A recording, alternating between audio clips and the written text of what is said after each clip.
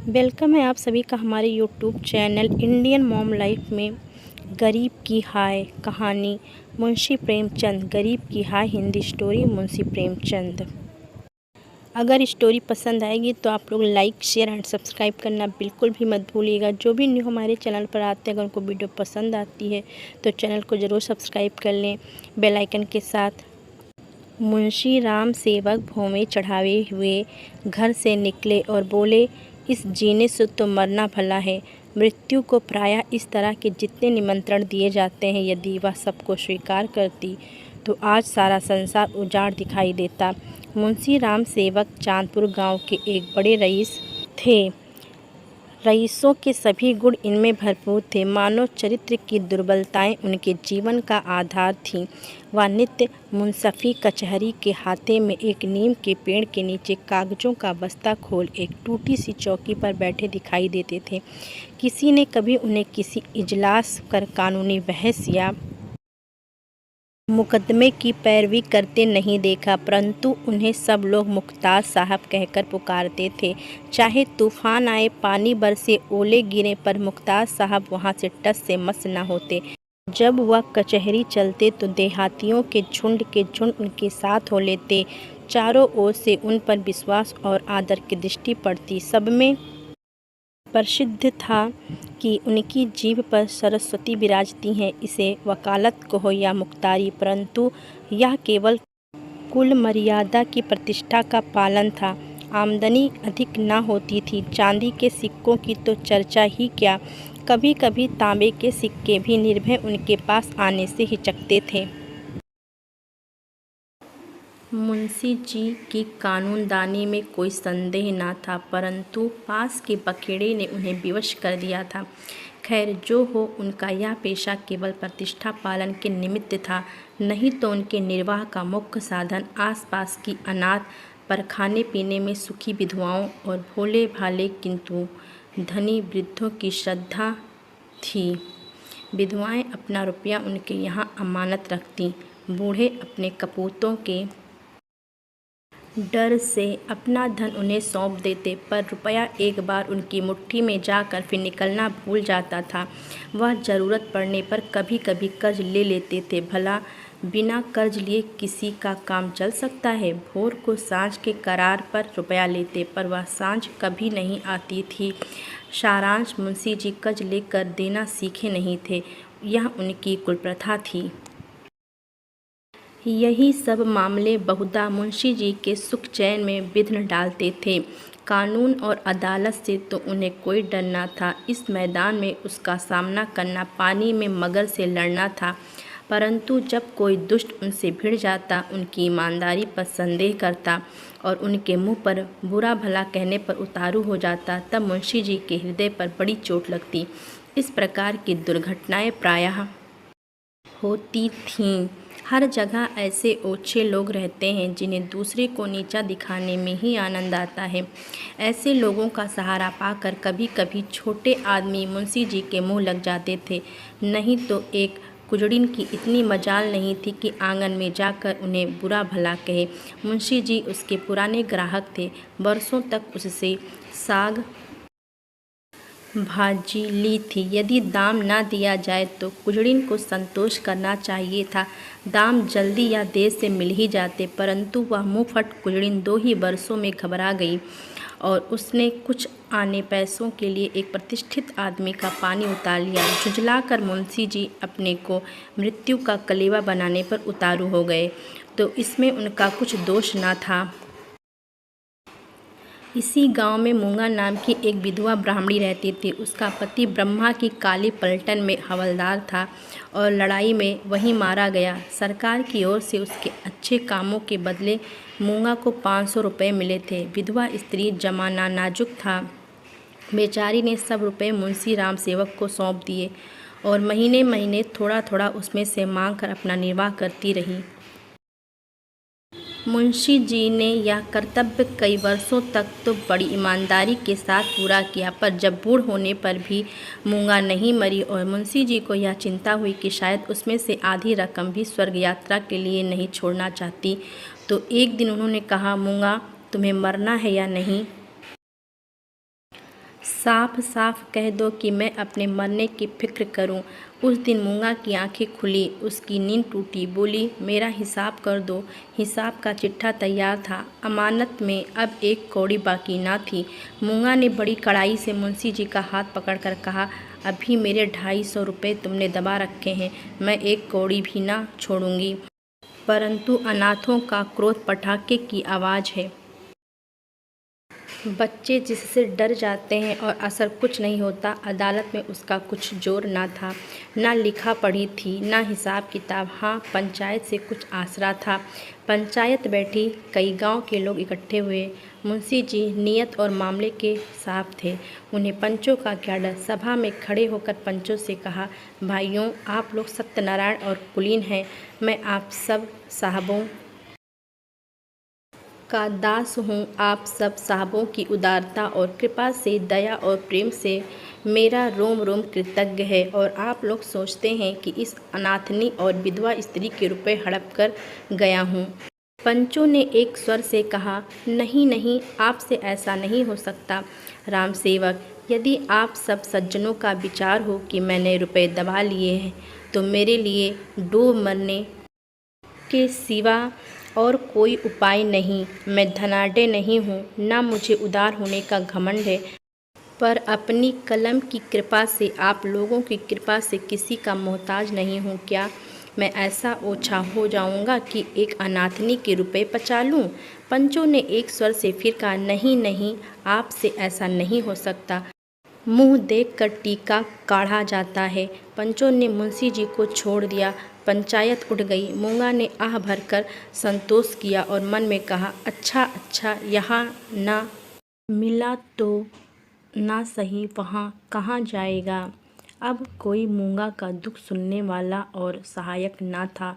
दरिद्रता से जो कुछ दुख भोगने पड़ते हैं, वह सब उसे झेलने पड़े। वह शरीर से पुष्ट थी, चाहती तो परिश्रम कर सकती थी, पर जिस दिन पंचायत पूरी हुई उसी दिन उसने काम ना करने की कसम खा ली।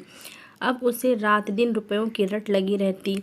उठते बैठते सोते जागते उसे केवल एक काम था, और वह मुंशी राम सेवक का भला मानना। अपने झोपड़े के दरवाजे पर बैठी हुई वह रात दिन उन्हें सच्चे मन से असीसा करती।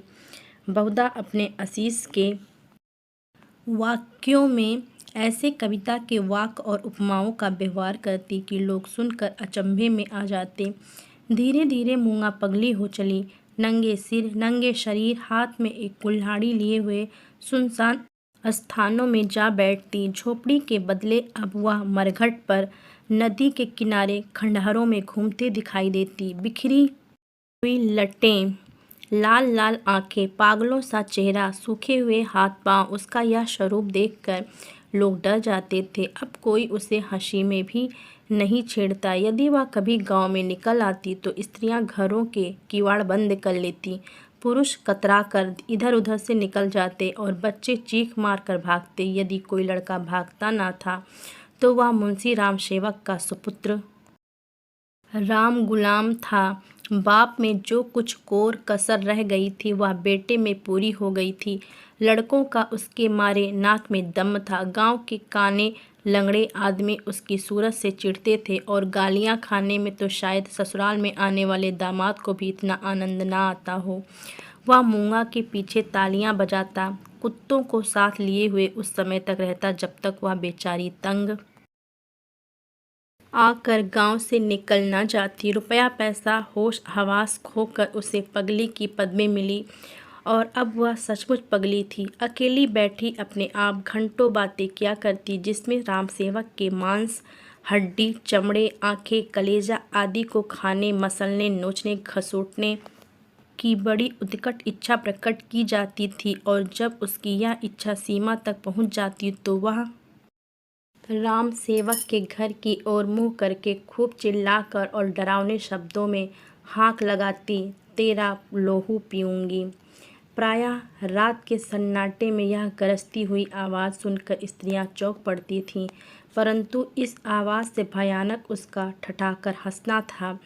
मुंशी जी के लहू पीने की कल्पित खुशी में वह जोर से हंसा करती थी। इस ठठाने से ऐसी आसुरिक उदंडता, ऐसी पाशविक उग्रता टपकती थी कि रात को सुनकर लोगों का खून ठंडा हो जाता था। मालूम होता मानो सैकड़ों उल्लू एक साथ हंस रहे हैं। मुंशी रामसेवक बड़े हौसले और कलेजे के आदमी थे। न उन्हें दीवानी का डर था, न फौजदारी का, परंतु मूंगा के इन डरावने शब्दों को सुनकर वह भी सहम जाते। हमें मनुष्य के न्याय का डर न हो, परंतु ईश्वर के न्याय का डर प्रत्येक मनुष्य के मन में कभी कभी ऐसे ही भावना उत्पन्न कर देता। उनसे अधिक उनकी स्त्री के मन में।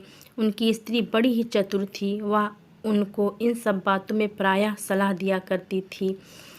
उन लोगों की भूल थी जो लोग कहते थे कि मुंशी जी की जीभ पर सरस्वती विराजती हैं। वह गुण तो उनकी स्त्री को प्राप्त था। बोलने में वह उतनी ही तेज थी जितनी मुंशी जी लिखने में थे, और यह दोनों स्त्री पुरुष प्रायः अपनी अवश दशा में सलाह करते कि अब क्या करना चाहिए। आधी रात का समय था। मुंशी जी नित्य नियम के अनुसार अपनी चिंता दूर करने के लिए शराब के 2-4 घूंट पीकर सो गए थे। यकाएक मूंगा ने उनके दरवाजे पर आकर जोर से हाँक लगाई, तेरा लहू पीऊँगी, और खूब खिलखिलाकर हंसी। मुंशी जी यह भयावह ठहाका सुनकर चौंक पड़े। डर के मारे पैर थर थर काँपने लगे, कलेजा धक धक करने लगा। दिल पर बहुत जोर डालकर उन्होंने दरवाज़ा खोला। जाकर नागिन को जगाया। नागिन ने झुंझलाकर कहा, क्या है, क्या कहते हो?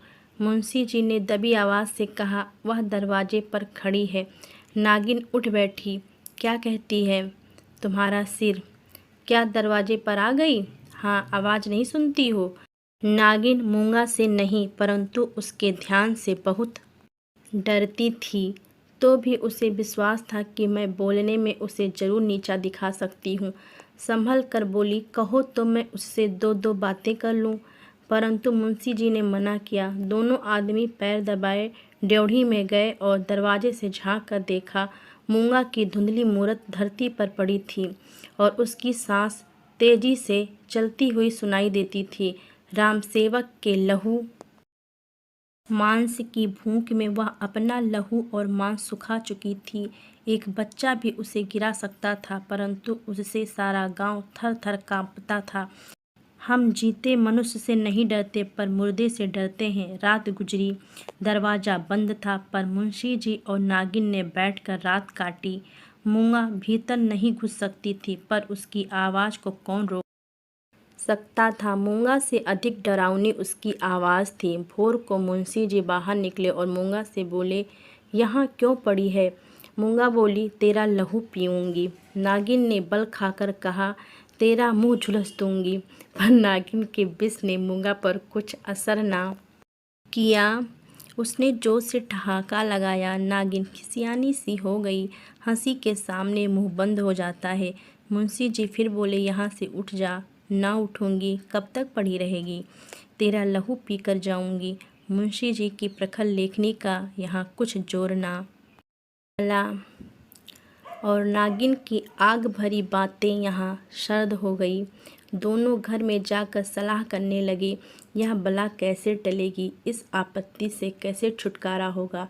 देवी आती है तो बकरे का खून पीकर चली जाती है, पर यह डाइन मनुष्य का खून पीने आई है। वह खून जिसका अगर एक बूंद भी कलम बनाने के समय निकल पड़ती थी तो अठवारों और महीनों सारे कुनबे को अफसोस रहता और यह घटना गांव में घर घर फैल जाती। क्या वही लहू पीकर मूंगा का सूखा शरीर हरा हो जाएगा? गांव में यह चर्चा फैल गई। मूंगा मुंशी जी के दरवाजे पर धरना दिए बैठी है। मुंशी जी के आगमन में गांव वालों को बड़ा मज़ा आता था। देखते देखते सैकड़ों आदमियों की भीड़ लग गई। इस दरवाजे पर कभी कभी भीड़ लगी रहती थी। यह भीड़ राम गुलाम को पसंद न थी। मूंगा पर उसे ऐसा क्रोध आ रहा था कि यदि उसका वश चलता तो वह इसे कुएं में ढकेल देता। इस तरह का विचार उठते ही राम गुलाम के मन में गुदगुदी समा गई और वह बड़ी कठिनता से अपनी हंसी रोक सका। आहा, वह कुएं में गिरती तो क्या मजे की बात होती, परंतु यह चुड़ैल यहाँ से टलती ही नहीं। क्या करूँ? मुंशी जी के घर में एक गाय थी जिसे खाली दाना और भूसा तो खूब खिलाया जाता, पर वह सब उसकी हड्डियों में मिल जाता, उसका ढांचा पुष्ट होता जाता था। राम गुलाम ने उसी गाय का गोबर एक हांडी में घोला और सबका सब बेचारी मूंगा पर उड़ेल दिया। उसके थोड़े बहुत छींटे दर्शकों पर भी डाल दिए। बेचारी मूंगा लदफद हो गई और लोग भाग खड़े हुए। कहने लगे, यह मुंशी राम गुलाम का दरवाज़ा है, यहाँ इसी प्रकार का शिष्टाचार किया जाता है। जल्द भाग चलो, नहीं तो अब इससे भी बढ़कर खातिर की जाएगी। इधर भीड़ कम हुई, उधर राम गुलाम घर आकर खूब हंसा और खूब तालियां बजाई। मुंशी जी ने व्यर्थ की भीड़ को ऐसे सहज में और ऐसे सुंदर रूप से हटा देने के उपाय पर अपने सुशील लड़के की पीठ ठोकी। सब लोग तो चंपत हो गए, पर बेचारी मूंगा ज्यों की त्यों बैठी रह गई। दोपहर हुई, मूंगा ने कुछ नहीं खाया। सांझ हुई, हजार कहने सुनने से भी खाना नहीं खाया। गांव के चौधरी ने बड़ी खुशामद की, यहाँ तक कि मुंशी जी ने हाथ तक जोड़े, पर देवी प्रसन्न न हुई। निदान मुंशी जी उठकर भीतर चले गए। वह कहते थे कि रूठने वाले को भूख आप ही मना लिया करती है। मूंगा ने यह रात भी बिना दाना पानी के काट दी। लाला जी और ललाइन ने आज फिर जाग जाग कर भोर किया। आज मूंगा की गरज और हंसी बहुत कम सुनाई पड़ती थी। घर वालों ने समझा बला टली। सवेरा होते ही जो दरवाज़ा खोलकर देखा तो वह अचेत पड़ी थी। मुंह पर मक्खियाँ भिनभिना रही हैं और उसके प्राण पखेरु उड़ चुके हैं। वह इस दरवाजे पर मरने ही आई थी। जिसने उसके जीवन की जमा पूंजी हर ली थी, उसी को अपनी जान भी सौंप दी, अपने शरीर की मिट्टी तक उसको भेंट कर दी। धन से मनुष्य को कितना प्रेम होता है, धन अपनी जान से भी ज़्यादा प्यारा होता है। विशेषकर बुढ़ापे में ऋण चुकाने के दिन ज्यों-ज्यों पास आते जाते हैं, त्यों-त्यों उसका ब्याज बढ़ता जाता है। यह कहना यहाँ व्यर्थ है कि गांव में इस घटना से कैसी हलचल मची और मुंशी राम सेवक कैसे अपमानित हुए। एक छोटे से गांव में ऐसी असाधारण घटना होने पर जितनी हलचल हो सकती, उससे अधिक ही हुई। मुंशी जी का अपमान जितना होना चाहिए था, उससे बाल बराबर भी कम ना हुआ। उनका बचा खुचा पानी भी इस घटना से चला गया। अब गांव का चमार भी उनके हाथ का पानी पीने का, उन्हें छूने का रवादार न था। यदि किसी घर से कोई गाय खूंटे पर मर जाती है तो वह आदमी महीनों द्वार द्वार भी मांगता फिरता है। ना नाई उसकी हजामत बनावे, ना कहार उसका पानी भरे, ना कोई उसे छुए। यह गोहत्या का प्रायश्चित था।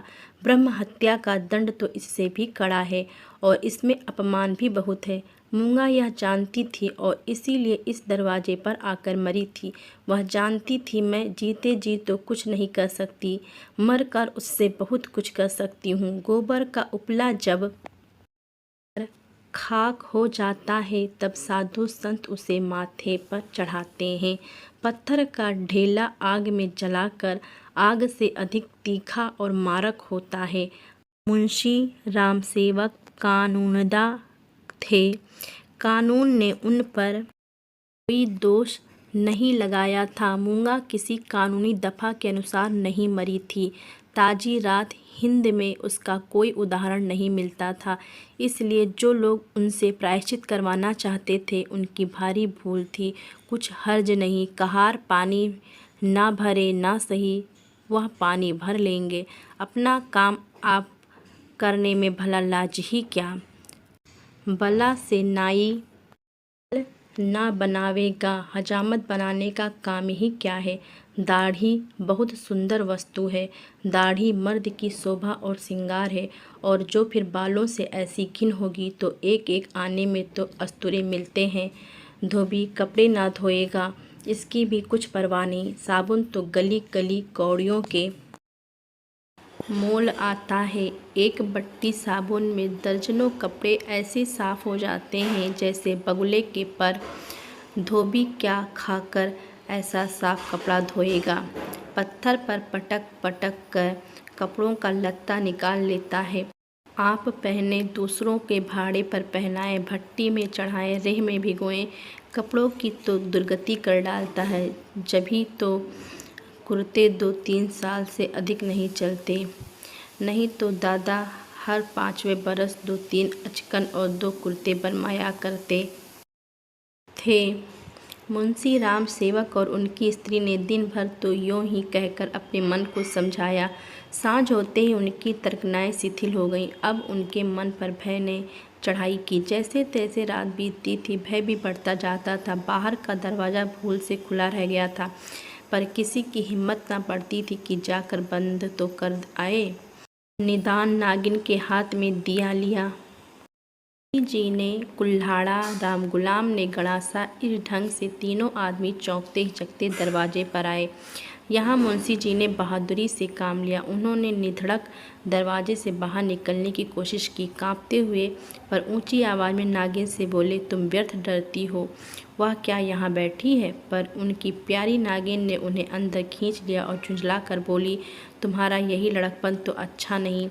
यह दंगल जीत कर तीनों आदमी रसोई के कमरे में आए और खाना पकने लगा, परंतु मूंगा उनकी आंखों में घुसी हुई थी। अपनी परछाई को देखकर मूंगा का भय होता था।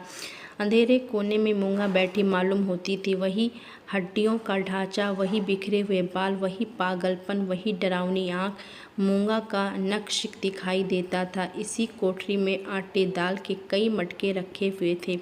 वहाँ कुछ पुराने चिथड़े भी पड़े हुए थे। एक चूहे को भूख ने बेचैन किया। मटकों ने कभी अनाज की सूरत न देखी थी, पर सारे गांव में मशहूर था कि इस घर के चूहे गजब के डाकू हैं। तो वह उन दानों की खोज में जो मटकों से कभी नहीं गिरे थे, रेंगता हुआ इस चिथड़े के नीचे आ निकला। कपड़े में खड़खड़ाहट हुई। फैले हुए चिथड़े मूंगा की पतली टांगें बन गई। नागिन देख कर झिझकी और चीख उठी। मुंशी जी बदहवास होकर दरवाजे की ओर लपके। राम गुलाम दौड़कर उनकी टांगें से लिपट गया। चूहा बाहर निकल गया। उसे देखकर इन लोगों के होश ठिकाने हुए। अब मुंशी जी साहस करके मटके की ओर चले। नागिन ने कहा, रहने भी दो, देख ली तुम्हारी मर्दानगी। मुंशी जी अपनी प्रिया नागिन के इस अनादर पर बहुत बिगड़े। क्या तुम समझती हो मैं डर गया? भला डर की क्या बात थी? मूंगा मर गई, क्या वह बैठी है? मैं कल नहीं दरवाजे के बाहर निकल गया था, तुम रोकती रही, मैं ना माना। मुंशी जी की इस दलील ने नागिन को निरुत्तर कर दिया। कल दरवाजे के बाहर निकल जाना या निकलने की कोशिश करना साधारण काम न था। जिसके साहस का ऐसा प्रमाण मिल चुका हो, उसे डरपोक कौन कह सकता है। यह नागिन की हठ धर्मी थी। खाना खाकर तीनों आदमी सोने के कमरे में आए, परंतु मूंगा ने यहाँ भी पीछा न छोड़ा। बातें करते थे, दिल को बहलाते थे। नागिन ने राजा हरदौल और रानी सारंधा की कहानियाँ कही। मुंशी जी ने फौजदारी के कई मुकदमों का हाल कह सुनाया, परंतु तो भी इन उपायों से भी की मूर्ति उनकी आंखों के सामने से ना हटती थी। जरा खटखटाहट होती तब तीनों चौंक पड़ते। उधर पत्तियों में सनसनाहट हुई कि इधर तीनों के रोंगटे खड़े हो गए। रह रहकर एक धीमी आवाज़ धरती के भीतर से उनके कानों में आती थी, तेरा लहू पीऊँगी। आधी रात को नागिन नींद से चौंक पड़ी। वह इन दिनों गर्भवती थी। लाल लाल आंखों वाली, तेज और नुकीले दांतों वाली मूंगा उसी की छाती पर बैठी हुई जान पड़ती थी। नागिन चीख उठी, बावली की तरह आंगन में भाग आई और यकाएक धरती पर चित्त गिर पड़ी। सारा शरीर पसीने पसीने हो गया। मुंशी जी भी उसकी चीख सुनकर चौंके, पर डर के मारे आंखें ना खुली। अंधों की तरह दरवाज़ा टटोलते रहे। बहुत देर के बाद उन्हें दरवाज़ा मिला। आंगन में आए नागिन जमीन पर पड़ी हाथ पांव पटक रही थी। उसे उठाकर भीतर लाए पर रात भर उसने आंखें ना खोली। भोर को अक बक बकने लगी। थोड़ी देर में ज्वर हो गया, बदन लाल तवासा हो गया। सांझ होते होते सन्निपात हो आया और आधी रात के समय जब संसार में सन्नाटा छाया हुआ था, नागिन इस संसार से चल बसी। मूंगा के डर ने उसकी जान ली। जब तक मूंगा जीती रही वह नागिन की फुफकार से सदा डरती रही। पगली होने पर भी उसने कभी नागिन का सामना नहीं किया, पर अपनी जान देकर उसने आज नागिन की जान ली। भय में बड़ी शक्ति है। मनुष्य हवा में एक गिरा भी नहीं लगा सकता, पर इसने हवा में एक संसार रच डाला है। रात बीत गई, दिन चढ़ता आता था, पर गांव का कोई आदमी नागिन की लाश उठाने को आता न दिखाई दिया। मुंशी जी घर घर घूमे पर कोई न निकला। भला हत्यारे के दरवाजे पर कौन जाए, हत्यारे की लाश कौन उठाए। इस समय मुंशी जी का रोबदाब, उनकी प्रबल लेखनी का भय और उनकी कानूनी प्रतिभा एक भी काम न आई। चारों ओर से हार कर मुंशी जी अपने घर आए। यहाँ उन्हें अंधकार ही अंधकार दिखता था। दरवाजे तक तो आए पर भीतर पैर नहीं रखा जाता था, न बाहर ही खड़े रह सकते थे। बाहर मूंगा थी, भीतर नागिन। जी को कड़ा करके हनुमान चालीसा का पाठ करते हुए घर में घुसे। उस समय उनके मन पर जो बीतती थी वही जानते थे। उनका अनुमान ना कठिन है। घर में लाश पड़ी हुई, ना कोई आगे ना पीछे। दूसरा ब्याह तो हो सकता था। अभी इसी फागुन में तो 50वां लगा है, पर ऐसी सुयोग्य और मीठी बोली वाली स्त्री कहाँ मिलेगी। अफसोस, अब तगादा करने वालों से बहस कौन करेगा, कौन उन्हें निरुत्तर करेगा। लेन देन का हिसाब किताब कौन इतनी खूबी से करेगा। किसकी कड़ी आवाज़ तीर की तरह तगादेदारों की छाती में चुभेगी। यह नुकसान अब पूरा नहीं हो सकता। दूसरे दिन मुंशी जी लाश को एक ठेलेगाड़ी पर लाद कर गंगा जी की तरफ चले। शव के साथ जाने वालों की संख्या कुछ भी न थी। एक स्वयं मुंशी जी, दूसरे उनके पुत्र रत्न राम गुलाम जी। इस बेइज्जती से मूंगा की लाश नहीं उठी थी। मूंगा ने नागिन की जान लेकर भी मुंशी जी का पिंड ना छोड़ा। उनके मन में हर घड़ी मूंगा की मूर्ति विराजमान रहती थी। कहीं रहते उनका ध्यान इसी ओर रहा करता था। यदि दिल बहलाव का कोई उपाय होता तो शायद वह इतने बेचैन न होते, पर गांव का एक पुतली भी उनके दरवाजे की ओर न झांकता था। बेचारे अपने हाथों पानी भरते, आप ही बर्तन धोते। सोच और क्रोध, चिंता और भय, इतने शत्रुओं के सामने एक दिमाग कब तक ठहर सकता। विशेषकर वह दिमाग जो रोज़ रोज़ कानून की बहसों में खर्च हो जाता था। अकेले कैदी की तरह उनके 10-12 दिन तो ज्यों त्यों कर कटे। 14वें दिन मुंशी जी ने कपड़े बदले और बोरिया बस्ता लिए हुए कचहरी चले। आज उनका चेहरा कुछ खिला हुआ था। जाते ही मेरे मुवक्किल मुझे घेर लेंगे, मेरे मातम पुरसी देंगे। मैं आंसुओं की 2-4 बूंदें गिरा दूंगा, फिर बैनामों, रहनामों और सुलहनामों की भरमार हो जाएगी। मुट्ठी गर्म होगी। शाम को जरा नशे पानी का रंग जम जाएगा, जिसके छूट जाने से जी और भी उचाट हो रहा था। इन्हीं विचारों में मग्न मुंशी जी कचहरी पहुँचे, पर वहाँ रहनामों की भरमार और बैनामों की बाढ़ और मुवक्किलों की चहल पहल के बदले निराशा की रेतीली भूमि नजर आई। बस्ता खोले घंटों बैठे रहे, पर कोई नज़दीक भी ना आया। किसी ने इतना भी ना पूछा कि आप कैसे हैं। नए मुवक्किल तो खैर बड़े बड़े पुराने मुवक्किल, जिनका मुंशी जी से कई पीढ़ियों से सरोकार था, आज उनसे मुंह छिपाने लगे। वह नालायक और अनाड़ी रमजान, जिसकी मुंशी जी हंसी उड़ाते थे और जिसे शुद्ध लिखना भी ना आता था, गोपियों में कन्हैया बना हुआ था। वाह रे भाग, मुवक्किल यूँ मुँह फेर चले जाते हैं, मानो कभी की जान पहचान ही नहीं। दिन भर कचहरी की खाक छानने के बाद मुंशी जी अपने घर चले। निराशा और चिंता में डूबे हुए ज्यों त्यों घर के निकट आते थे, मूंगा का चित्र सामने आता जाता था। यहाँ तक कि जब घर का द्वार खोला और 2 कुत्ते, जिन्हें राम गुलाम ने बंद कर रखा था, झटपट बाहर निकले, तो मुंशी जी के होश उड़ गए। एक चीख मारकर जमीन पर गिर पड़े। मनुष्य के मन और मस्तिष्क पर भय का जितना प्रभाव होता है, उतना और किसी शक्ति का नहीं। प्रेम, चिंता, निराशा, हानि या सम्मान को अवश्य दुखित करते हैं। यह हवा के हल्के झोंके हैं और भय प्रचंड आंधी है। मुंशी जी पर इसके बाद क्या बीती मालूम नहीं। कई दिन तक लोगों ने उन्हें कचहरी जाते और वहां से मुरझाए हुए लौटते देखा। कचहरी जाना उनका कर्तव्य था। यद्यपि वहाँ मुवक्किलों का अकाल था, तो भी तगादे वालों से गला छुड़ाने और उनको भरोसा दिलाने के लिए अब यही एक लटका रह गया था। इसके बाद वह कई महीने तक दिख ना पड़े, बद्रीनाथ चले गए। एक दिन गांव में एक साधु आया, भभूत रमाए, लंबी लंबी जटाएं, हाथ में कमंडल। इसका चेहरा मुंशी राम सेवक से बहुत मिलता जुलता था। बोलचाल भी अधिक भेद ना था। वह एक पेड़ के नीचे धूनी रमाए बैठा रहा। उसी रात को मुंशी राम सेवक के घर धुआं उठा, फिर आग की ज्वाला दिखने लगी और आग भड़क उठी। गांव के सैकड़ों आदमी दौड़े आग बुझाने के लिए, नहीं तमाशा देखने के लिए। एक गरीब की हाय में कितना प्रभाव है। रामगुलाम मुंशी जी के गायब हो जाने पर अपने मामा के यहाँ चला गया और वहाँ कुछ दिनों रहा, पर वहाँ उसकी चाल ढाल किसी को पसंद न आई। एक दिन उसने किसी के खेत में मूली नोची। उसने 2-4 धौल लगाए। उस पर वह इस तरह बिगड़ा कि जब उसके चने खलिहान में आए तो उसने आग लगा दी। सारा का सारा खलिहान जलकर खाक हो गया। हजारों रुपयों का नुकसान हुआ। पुलिस ने तहकीकात की, राम गुलाम पकड़ा गया। इसी अपराध में वह चुनार के रिफॉर्मेटरी स्कूल में मौजूद है।